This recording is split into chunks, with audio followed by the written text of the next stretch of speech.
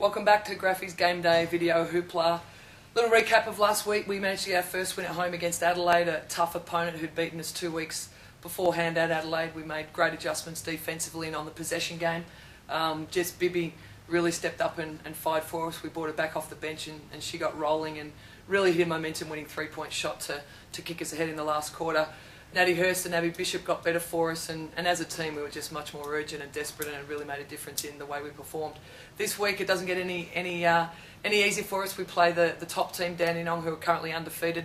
They come into Canberra on Saturday after playing Bendigo on Thursday night, which will be a great clash, last year's champion and the current league leaders. So hopefully that'll fatigue them a little bit, have them come in here a little weary, and hopefully we can have a great stab at them. So for us it'll be more of the same. We've got to play desperate and play urgent and see if we can counter some of their great talent. They've got a lot of three-point shooters. Jenna O'Hay, a London Olympian. They've got 2 or 3 players out of the WNBA. Bridget Ardossi, a former Canberra Capital, comes off the bench for them. So they've got great size. They can shoot the ball from the perimeter, and they're obviously playing confidently. So we've got to just do more of the same from last week and see if we can get an upset win at home this week. So over to the board. We've spoken a little bit about ball screen offense and screens for shooters, and we'll talk a little bit about how some teams like to get their big players open, a play that's seen a lot of teams run it, a lot of NBA teams, WNBA teams and international teams.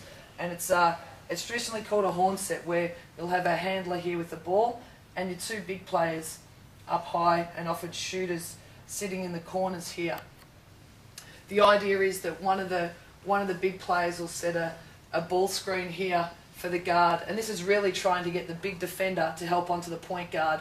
Now the 2 bigs are working together in what we call a high-low game. So depending on what the defender does here, one big can look to pop and the other big looks to dive, and the guard's then looking for a feed to the pop action and then into the other big, which we call a high-low feed. Or the other action is this big post player will rim roll and this player will lift, so roll and rise. Similar action, the point guard passes it to the high post in to the low post player, or a high-low feed. So typical action called a high-low play for posts out of a horn set.